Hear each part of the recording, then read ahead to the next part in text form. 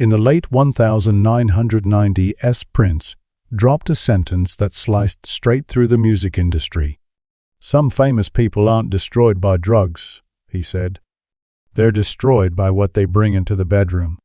To understand that warning, you have to understand the world he was talking about. From 1980 to 1995, black R&B and soul moved under brutal, unwritten rules. Being gay didn't just mean criticism.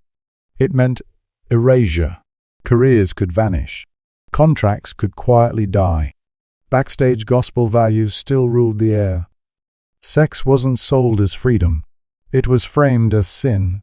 Artists were told that desire weakened the soul, that the body was a doorway, and that crossing certain lines invited something dark inside. Prince was obsessed with that war. Soul versus flesh. God versus temptation. His songs about possession, alter egos, and dirty minds were not just shock tactics. They were evidence of his fear of what desire could do to a person who believed their body did not fully belong to them. He watched other artists unravel after secret nights. Panic attacks after intimacy. Sudden vows of celibacy. Dramatic returns to church. So when Prince spoke about the bedroom, he wasn't really talking about sex at all. He was talking about a place where fame, faith, and terror collided in the dark. I, Little Richard, the man who believed the bedroom was a doorway, 1950s, 1970s. Little Richard's torment didn't begin under the stage lights. It began long before anyone screamed his name. In Macon, Georgia, Pentecostal sermons taught him as a boy that the body was weak and desire was dangerous. Flesh was not just risky, it was an opening. By the early 1950s, when Richard stepped onto southern stages in makeup and flamboyant clothing, he was already living two separate lives. On stage, he was explosive, wild, untouchable. Off stage, according to people who knew him, then he was a man who feared what came after the show more than the show itself. By 1955, as Tutti Frutti turned him into a national sensation, a pattern began to emerge. After certain nights away from the spotlight, Richard would disappear into hotel rooms and reappear shaken. Band members from that era later claimed they heard him through the walls crying, praying at full volume, sometimes shouting scripture like a man trying to drive something out. These were not drug binges in the classic sense. They were episodes. According to people he confided in, Richard said he felt something cling to him after intimacy, as if desire had invited a presence he could not shake off. He didn't say he only felt guilty. He said he felt followed. By early 1956, touring relentlessly across the United States, the episodes reportedly intensified. Later accounts describe Richard waking abruptly after private encounters, trembling, convinced he was under spiritual attack. He reached for the only language he knew: demons, temptation, possession. In his mind, the bedroom was no longer just a place to sleep. It was a battleground. The breaking point came in October 1957. While flying to Australia for a major tour, Richard said he saw a fireball streak across the sky. Publicly, that story was presented as a sign from God. What happened next cannot be argued away. Within days, he cancelled shows, walked away from the tour, and quit rock and roll at the peak of his power. He returned to the United States, enrolled in Bible college, and began publicly condemning the same music that had made him a star. To the outside world, it looked like a sudden conversion. Privately, people close to him said the fear had been building for months. Richard believed he had gone too far, that something had entered his life through his desires, and that abandoning rock was the only way to slam the door shut. From 1958 into the early 1960s, he preached with a kind of urgency that startled even church audiences. He warned that rock and roll was not only sinful but spiritually dangerous. In sermons and interviews, he repeatedly linked sex, temptation, and evil. He described waking in terror after moments of intimacy and needing long prayer sessions to feel clean again. Church associates later spoke of him weeping and begging to be freed from what he believed had a hold on him. No psychiatrists, no therapy, only deliverance. But the cycle didn't end. By 1964, Little Richard returned to secular music, touring with the Beatles. For a brief moment it looked like he had made peace with himself. Then, according to friends, the fear returned. The pattern repeated. After closeness, after secrecy, he would spiral inward. In 1966 he again pulled away from rock, citing spiritual danger. Every return to fame was followed by another collapse into fear. In 1970, Richard began speaking publicly about being gay, then just as suddenly took it back. The back and forth confused the public. To those who knew him, it was familiar. Desire pulled him one way. Faith dragged him back the other. Around 1971, he told interviewers he felt attacked after sexual activity using explicit spiritual language. He said something took control of him. He did not present it as a metaphor. He believed it. By 1977, the cycle reached its most extreme point. Richard walked away from secular performance again and returned fully to evangelical preaching. He described sex as almost destroying his soul. People around him said that choice followed another series of breakdowns after private relationships. Once again, survival to him meant running. Years later, Prince would talk about Little Richard with a strange mix of reverence and dread. He reportedly described Richard as a man torn in half in the bedroom. Prince did not accuse him of being weak. He saw someone crushed by an era where being gay meant believing your own body could betray God, where church doctrine framed desire as invasion, and where there was no language for trauma that wasn't spiritual. Little Richard lived a long life, but he lived it haunted by the belief that intimacy opened a door he was never meant to walk through. For him, the stage was dangerous. Fame was dangerous. But the most dangerous place of all was the room where the lights went out, the applause faded, and the war between flesh and faith started all over again. Marvin Gaye, Fear After Intimacy, Faith and a Man Who Believed He Was Being Watched, 1978, 1984. By the late 1970, Marvin Gaye was no longer the smooth, unshakable symbol of romantic confidence the public thought they knew. Between 1978 and 1984, the man behind Let's Get It On lived in a constant state of psychological and spiritual siege. In Los Angeles, music circles' quiet rumors moved wherever he did, rumors of bisexuality, rumors of secret relationships, rumors that Marvin's deepest fear was not being exposed, but what he believed happened to him afterward. People who lived with him or spent long stretches in his orbit described a pattern that was too consistent to ignore. After intimate encounters, especially those kept completely off the record, Marvin did not relax. He fractured. He would pace through rooms late at night, checking windows, listening at doors, insisting someone or something was watching him. This wasn't the loud, messy gossip shouted by tabloids. It was the kind of thing family members, former partners, and housemates whispered reluctantly years later. Marvin, they said, believed intimacy left him spiritually exposed. During those years, he was known to jolt awake in the middle of the night, drenched in sweat, whispering prayers under his breath. Sometimes he rushed to the bathroom, turned the shower to freezing, and stood under the water fully clothed, as if cold impact could shock his mind back into control. Other times he sat on the edge of the bed, shaking, murmuring Bible verses. Those close to him said these episodes often followed nights when Marvin believed he had crossed a line he could never name publicly. The fear was not simple shame. He spoke about it as surveillance-like intimacy had triggered pursuit. This mindset didn't appear from nowhere.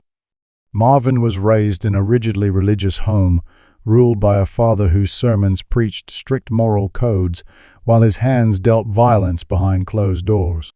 Sex in Marvin's childhood was not explained as connection or tenderness.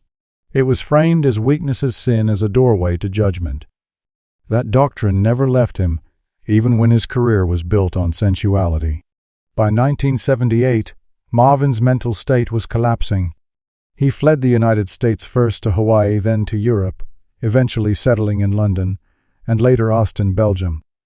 Officially, he was escaping taxes pressure from the label and industry conflict. Privately, people who knew him believed he was running from himself. He feared Los Angeles. He feared his own impulses. Most of all, he feared what his mind did to him after intimacy. During his exile, he recorded what would become In Our Lifetime, released in 1981. It was not a victory lap. It sounded like a confession wrapped in paranoia. The lyrics circled guilt, punishment, judgment, spiritual failure. Love no longer appeared as a safe refuge. Pleasure came with an echo of dread. God was still present in the songs, but distant, watching, not answering. To listeners who paid attention, something was clear. Marvin was no longer singing about sex as connection. He was singing about it as consequence. In interviews from that period, he spoke in cryptic, fragmented phrases about being out of alignment with God. He described being attacked, spiritually talked about unseen enemies. He believed people wanted to poison him, control him, destroy him. Yes, drugs were part of his life, but those who were there insisted the fear was older than the cocaine.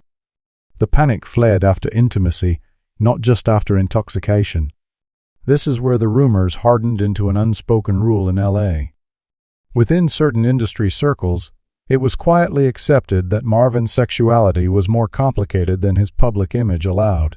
There were no signed confessions, no on-the-record declarations, only patterns. Sudden withdrawals. Vanishing acts. Panic followed by desperate religion. Marvin never fully named it, but he spoke often of temptations he believed he could not survive. He said giving in left him spiritually weakened, like something had slipped past his defenses. From afar, Prince watched all of this. He admired Marvin deeply musically, emotionally, spiritually. But according to people close to him, he was also frightened by Marvin's decline. Prince saw a man who sang about desire, louder than almost anyone on earth, and yet seemed convinced that desire was undoing him. A man whose faith and fear had begun to devour each other inside his chest. Prince later remarked that Marvin was too open spiritually, suggesting he believed Marvin didn't know how to guard himself from the darkness he absorbed.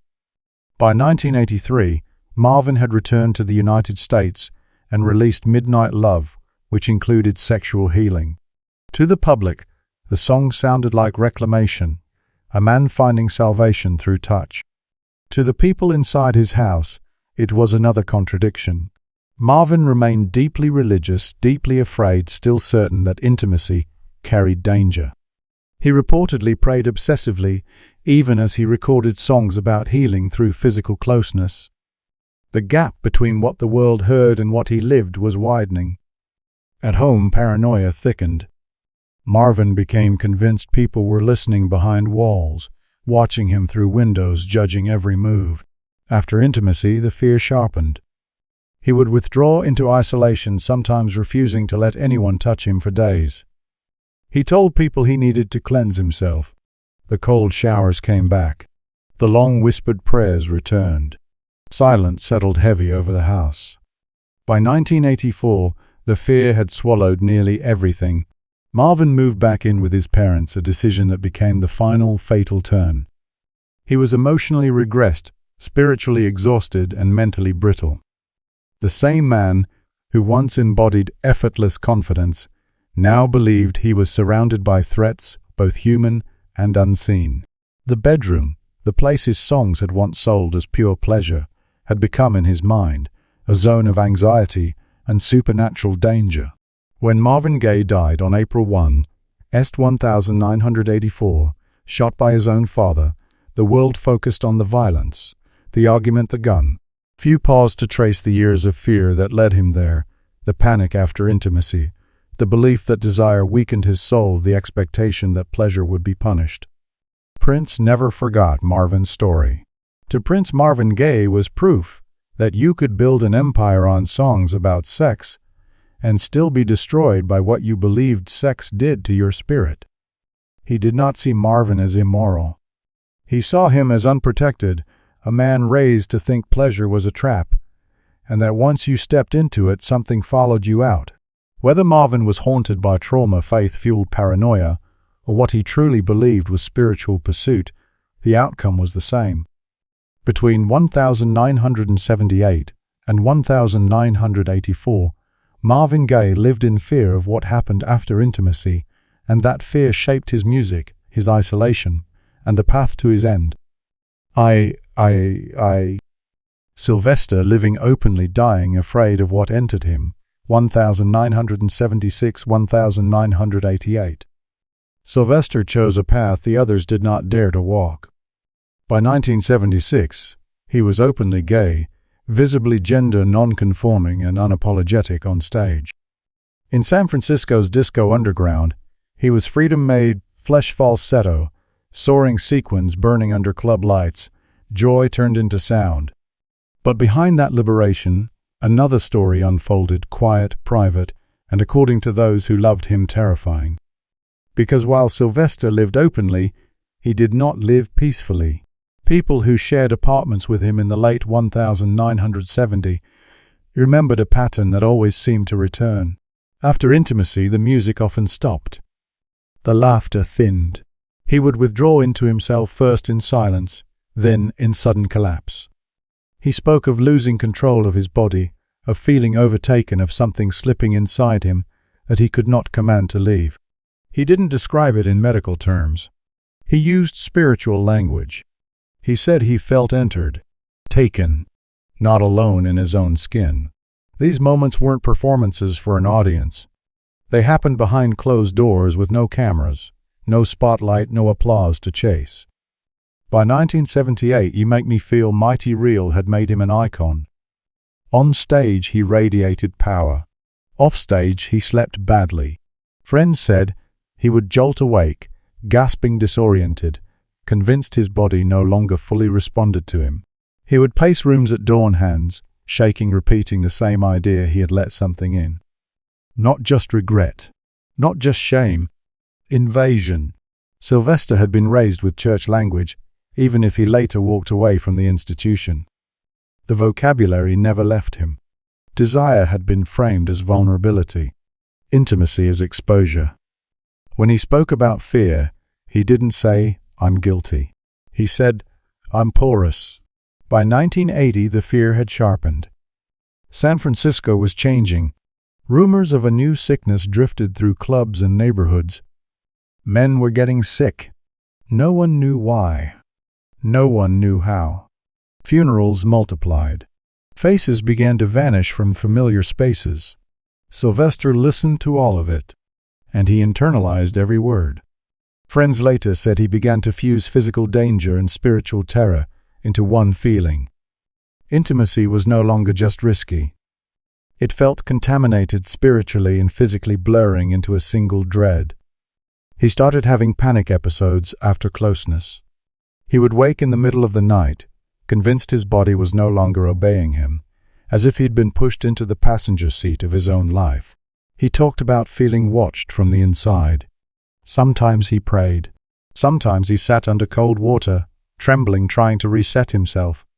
Sometimes he simply cried until he collapsed from exhaustion. That was the brutal paradox.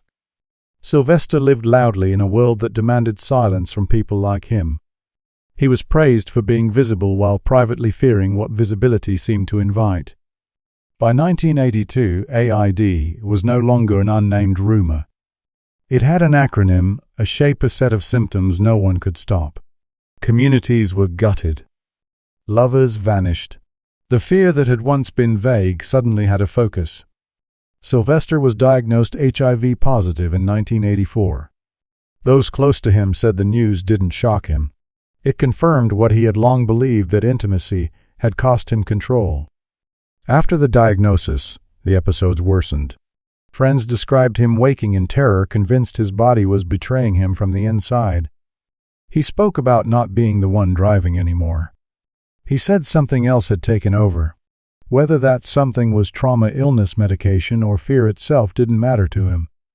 The experience of losing agency was real. Prince noticed.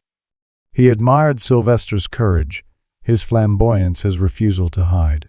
But he also saw the toll.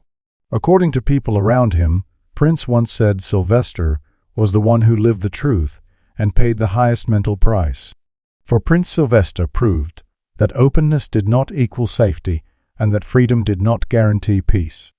In 1985, Sylvester kept performing even as his health faltered. The stage was both refuge and strain. He could still give everything to an audience, then walk off into a night filled with fear.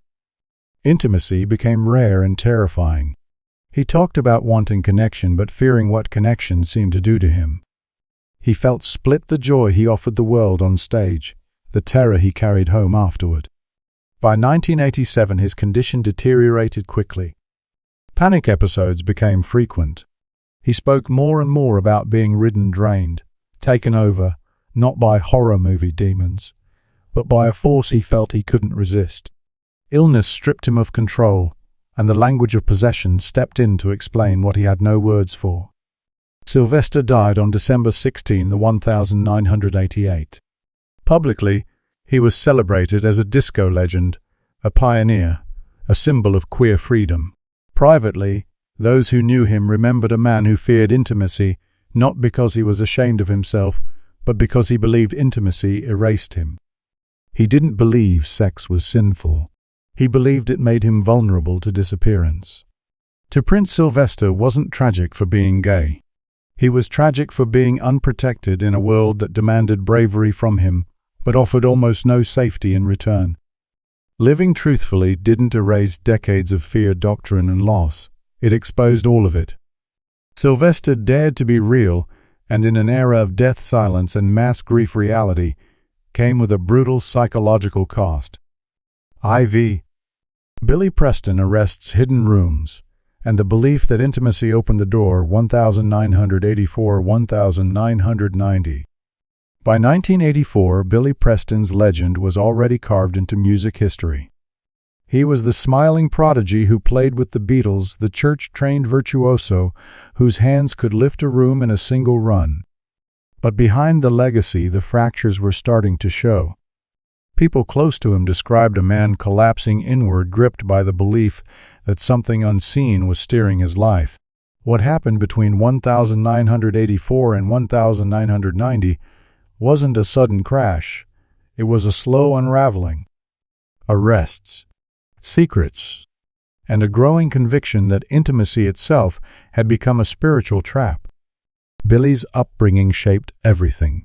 Raised within a strict gospel environment, he learned early that music was sacred and that the body was suspect. Desire was never neutral. It was controlled or condemned. As fame grew, that belief didn't fade. It burrowed deeper. By the early 1980s, those around him noticed Billy talking less about success and more about influence, only he didn't mean influence as power. He meant influence as intrusion. He began telling confidants he felt handled, pushed, moved by forces he could not name. Then came the case that shattered the image. In 1984, Billy Preston was arrested and later convicted of sexually assaulting a teenage boy. The conviction shocked the industry. It exposed a private life he had guarded aggressively. He pled guilty and served time. Publicly, the story was framed as crime and scandal. Privately, according to some who knew him, Billy himself framed the event in more complicated terms. He did not deny responsibility, but he talked about being overtaken, drawn into acts he believed were not entirely his own. This is where rumors solidified. Acquaintances from that period say Billy began using spiritual language to describe what had happened. He spoke about being pushed towards secrecy, about private encounters, feeling guided by something dark. Once he crossed certain lines, he said control seemed to slip. He came to believe that hidden relationships were not just morally wrong but spiritually dangerous. He reportedly told people that secrecy itself was how the door opens. After his release, Billy retreated. He avoided interviews. He shrank his circles. Friends said he moved between intense prayer and intense paranoia. He talked about forces attached to him through his desires, not metaphorically but literally. There were nights, they recalled, when Billy would wake suddenly pacing, sweating, convinced he was being directed by something beyond him. He prayed out loud sometimes for hours. He spoke of needing to cleanse himself, needing protection, needing distance from whatever he believed was using him. He told people that once sex was wrapped in secrecy, it stopped being just human weakness and became something else, something that watched, waited, and returned. His gospel foundation gave him a framework where trauma was interpreted as spiritual warfare. There was no room for words like abuse, compulsion, or mental health. There was only sin, attack, and deliverance. Fear filled in everything therapy never touched. Fear demanded an enemy. By 1986, Billy's mental health had visibly deteriorated. People saw sharp mood swings, intensified belief in outside control. He became increasingly convinced that parts of his life were no longer his own. He described certain impulses as foreign, as if his body had become contested territory. The industry largely backed away. His career stalled. Offers dried up. The same world that once celebrated his talent now said his name in hushed, uncomfortable tones. Isolation deepened his anxiety. Alone, his beliefs hardened. He reportedly spoke of demonic influence without flinching. He believed he was being tested, punished, observed. He described secret acts as